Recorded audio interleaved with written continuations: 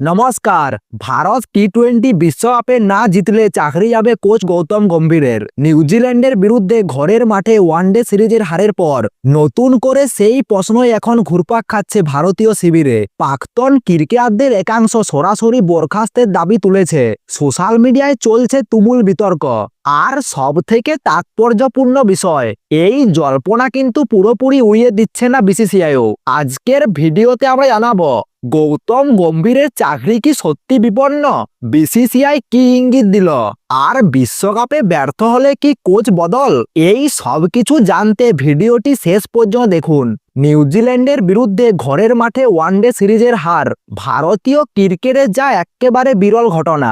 এই হারের পর প্রথম গলায় সুর চড়ান ভারতের প্রাক্তন ক্রিকেটার মনোজ তেওয়ারি। তিনি প্রকাশ্যে বলেন, ঘরের মাঠে টি-20 বিশ্বকাপ না জিতলে কোচ গৌতম গম্ভীরকে বরখাস্ত করা হবে। এই বক্তব্য সামনে আসতেই সোশ্যাল মিডিয়ায় আগুন ছড়িয়ে পড়ে। অনেকে প্রশ্ন তুলতে শুরু করেন, গম্ভীরের জামানায় ভারত দলের পারফরমেন্স কি আদৌ গ্রহণযোগ্য, এবং এখান থেকে শুরু হয় নতুন করে চাকরি যাওয়ার গুঞ্জন। এই পরিস্থিতিতে মুখ খুলেছেন বিসিসিআই সচিব দেবজিৎ সহকিয়া। তিনি সাক্ষাৎকারে বলেছেন, আমাদের কাছে প্রাক্তন ক্রিকেটারদের নিয়ে একটি ক্রিকেট কমিটি রয়েছে।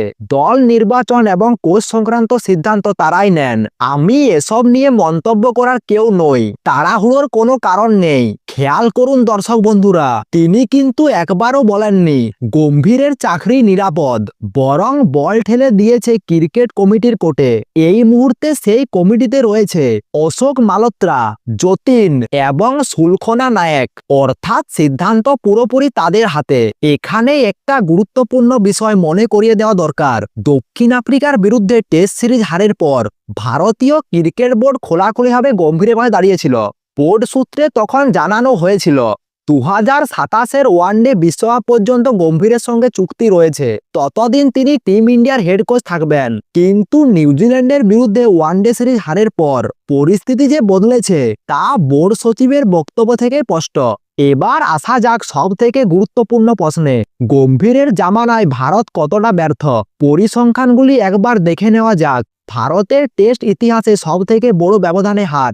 দেশের মাটিতে দুবার চুনকাম। 66 বছর পর দেশের মাটিতে 7টি টেস্টের মধ্যে 5টিতে হার। 25 বছর পর 2 মরশুম মিলে 5টিতে পরাজয়। শ্রীলঙ্কায় গিয়ে ওয়ানডে সিরিজে হার। প্রথমবার নিউজিল্যান্ডের বিরুদ্ধে ওয়ানডে সিরিজে ঘরের মাঠে হার।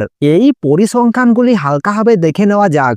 এখন প্রশ্ন তুলছে সমালোচকরা, এবং বোর্ড সচিব নিজেও স্বীকার করেছেন সমালোচনা হচ্ছে, সেটা তারা জানে। তবে দেবজিৎ সহকিয়া স্পষ্ট করে দিয়েছেন, 140 কোটি মানুষের দেশ ভারত। এখানে সবার মতামত আছে, সবাই বিশেষজ্ঞ। গণতান্ত্রিক দেশ, কারো মুখ বন্ধ করা যায় না। অর্থাৎ প্রাক্তন ক্রিকেটারদের মতামত থাকলেও শুধু চাপের মুখে সিদ্ধান্ত নেবে না বিসিসিআই। যা সিদ্ধান্ত হবে তা হবে বোর্ডের অন্দরে আলোচনা করেই। সব মিলিয়ে প্রশ্ন এখন একটাই, টি-20 বিশ্বকাপে কি গম্ভীরের ভবিষ্যৎ ঠিক করে দেবে? এই মুহূর্তে বলা যায় গম্ভীরের চাকরি তাৎক্ষণিকভাবে বিপন্ন নয়, কিন্তু বিশ্বকাপে ব্যর্থ হলে চাপ যে ভয়ঙ্কর বাড়বে সেটা আর অস্বীকার করার জায়গা নেই। ক্রিকেট কমিটির সিদ্ধান্তই শেষ কথা, আর সেই সিদ্ধান্ত নির্ভর করবে বিশ্বকাপে ভারতের পারফরমেন্সের উপর। আপনার কি মনে হয়, বিশ্বকাপ না জিতলে গম্ভীরকে বরখাস্ত করা হবে, নাকি তাকে আরো সময় দেওয়া দরকার? আপনার মতামত কমেন্টে জানান। আর ভিডিওটি ভালো লাগলে ভিডিওটি লাইক দিয়ে চ্যানেলটি সাবস্ক্রাইব করে দিন।